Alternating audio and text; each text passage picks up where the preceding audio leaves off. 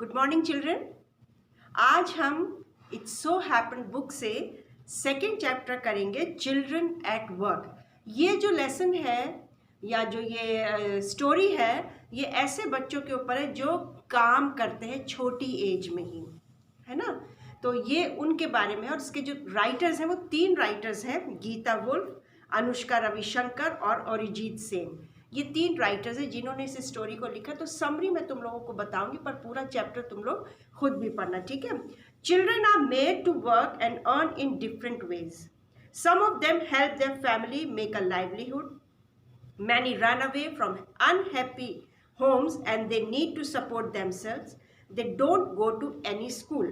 बच्चों से पैसा कमाने के लिए कई प्रकार के काम कराए जाते हैं। कुछ एक तो अपने परिवार के लिए रोजी रोटी कमाते हैं। अनेक बच्चे अपने कष्टपूर्ण स्थिति के कारण घरों से भाग जाते हैं और उन्हें अपना पेट खुद भरना पड़ता है और वो किसी भी स्कूल में नहीं जाते हैं ऐसे बच्चे। इसमें एक बच्चा है, वेलू नाम है, जो 11 साल का बच्चा है। वो भी अपने घर से भाग गया और वो चेन्नई जाने वाली गाड़ी की प्रतीक्षा घंटों से कर रहा है। यानी घर से भाग गया, रेलवे स्टेशन पर है और चेन्नई जाने वाली गाड़ी के लिए वो बहुत देर से इंतजार कर रहा है और बिना टिकट जा रहा है, क्योंकि उसके पास पैसे तो है नहीं। बिना टिकट जा रहा है, वो भूखा और थका हुआ है। उसे नहीं मालूम कि वो कहाँ जाएगा। घर से तो भाग गया, लेकिन उसे नहीं मालूम कि वो कहाँ जाएगा। भूखा है और थका हुआ, और स्टेशन पर एक अजनबी उसे लुभावने स्वर में बुला रहा है। यानी कोई अननोन व्यक्ति जिसे वो नहीं जानता, वो व्यक्ति उसको बड़े लालच दे दे के अपने पास बुला रहा है। कन्याकुमारी एक्सप्रेस चेन्नई स्टेशन पर आकर रुकी। ये ट्रेन का नाम है कन्याकुमारी एक्सप्रेस, जो चेन्नई स्टेशन पर आकर रुकती है। वेलू वहाँ उतर जाता है और एक बेंच पर बैठ गया। इससे पहले उसने कभी भी इतनी बड़ी ज्यादा संख्या में लोगों को अपने आसपास कभी भी नहीं देखा था। शोर भी बहुत ज्यादा था। वो थका, दुखी और भूखा था। बहुत ज्यादा थक चुका था, दुखी भी था और भूखा भी था। उसकी गठरी में एक कमीज, यानी गठरी लेके आया था घर से, तो उसमें एक कमीज थी, एक तौलिया था और एक कंघी थी। उसके पास न पैसा था और ना ही टिकट था। उसने दरवाजे के पास ही फर्श पर सोने की कोशिश की। दरवाजा, ट्रेन में चढ़ गया, चेन्नई जाने वाले, दरवाजे के पास ही सोने की कोशिश की फर्श पर। उसे किसी अपनी ही आयु की लड़की की भारी आवाज सुनाई दी। लड़की के कंधे पर एक बड़ी सी बोरी या थैली थी।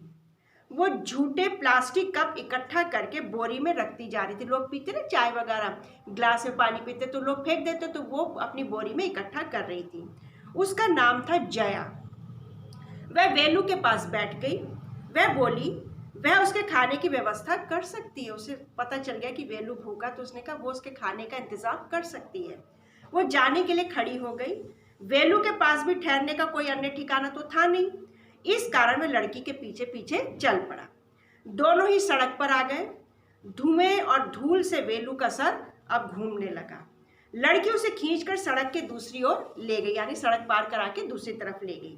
वो उसे एक पुल पर ले गई। वेलू ने रेलिंग के नीचे झांककर सड़क पर नजर डाली, जो शहर की ओर जा रही थी सड़क, क्योंकि वो पुल पर था। नीचे झांक के देखा तो सड़क चल रही थी और वो सड़क शहर की तरफ जा रही थी। और दूर पर वेलू को विशाल भवन, बहुत बड़ी बिल्डिंग दिखाई दी। जया ने चेतावनी दी कि कभी पुलिस के हत्थे न चढ़ना, नहीं तो जेल चले जाओगे। वेलू के नंगे पांव तपती कोलतार की सड़क पर जलने लगे थे। नंगे पांव तक चलने से पांव जलने लगे। अंत में वो एक बड़े भवन के सामने जाकर रुक गया। वहां अंदर कोई शादी का समारोह चल रहा था, एक शादी का प्रोग्राम चल रहा था। हॉल के पीछे एक कूड़े कचरे का डब्बा रखा हुआ था। लड़की ने उस कचरे से एक दबा हुआ केला और एक बड़ा खाते ना सांभर बड़ा, एक बड़ा उठाकर वेलू को खाने के लिए दे दिया। कूड़े के डिब्बे में से एक केला दबा हुआ और एक बड़ा उठाकर उसको दे दिया। वेलू ने अनिच्छापूर्वक, मतलब इच्छा नहीं थी लेकिन क्या करे, भूखा था, अनिच्छापूर्वक उसे खा लिया। उसने अब बेहतर महसूस किया, क्योंकि भूखा था काफी देर से। जब उसने उसको खाया तो उसको कुछ अच्छा लगा। लड़की अपने घर की ओर जा रही थी ताकि वहां भरा थैला रख दे और एक खाली बोरी फिर से ले ले। थैला उसका भर गया था, कूड़ा कचरा इकट्ठा कर रही थी प्लास्टिक का। वो घर पर रख दिया और एक खाली थैला लेने लगी। जया और वेलू एक गंदे नाले के ऊपर बने पुल पर से गुजरे। गंदे नाले के ऊपर पुल बना हुआ था, वहां से जा रहे थे। वो एक कतार में बने झोपड़ों के पास पहुंचे, यानी झोपड़ियां थी बहुत सारी जो लाइन में बनी थी, जो लकड़ी, प्लास्टिक और लोहे की चादरों से बने थे। यही जया का इलाका था। जया ने अपना थैला वहीं रख दिया तथा एक जोड़ी पुराने जूते, एक थैला और एक छड़ी यानी डंडी वेलू को भी पकड़ा दिया। वेलू समझ नहीं पा रहा था कि जया उससे क्या काम करवाना चाहती है।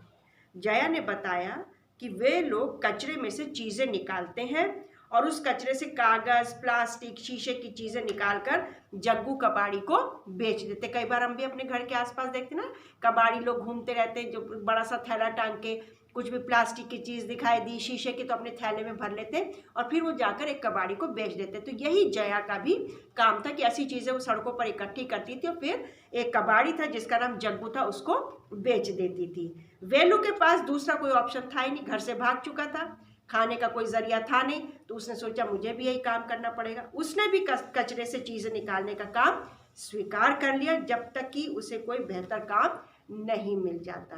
तो बेटा ये स्टोरी है जो बच्चे अपने घर से भाग जाते हैं। घर में हमें फिर भी आराम है, 3 वक्त का खाना मिलता है आराम से, लेकिन कई बार वही घर हमें बुरा लगने लगता है। जब मम्मी पापा हमें डिसिप्लिन करते हैं या कुछ अच्छी बात सिखाते हैं तो हमें अच्छा नहीं लगता, लेकिन जब हम घर से भाग जाते हैं, जो बच्चे घर से भाग जाते हैं उनकी भी स्थिति या उनके भी हालात वेलू जैसे हो जाते हैं। फिर उनके पास खाने को भी कुछ नहीं होता, पैसा कमाने के लिए वो कुछ भी काम करने को तैयार हो जाते हैं और स्थिति उनकी बद से बदतर हो जाती है, बहुत ज़्यादा स्थिति खराब हो जाती है। यहाँ तक कि वेलू ने जैसे कूड़े में से ढूंढ कर खाया, ऐसी सच में कई बच्चे कूड़े में से ढूंढ ढूंढ कर खाना खाते हैं। कभी भी ऐसा कदम ना उठाएं जिससे हमें अपना घर छोड़ना पड़े। घर एक सुरक्षा देने वाली जगह है। घर में हमारे माँ बाप हैं जो हमें प्यार करते हैं, घर में हमारे बड़े बुजुर्ग हैं जो हमें प्यार करते हैं।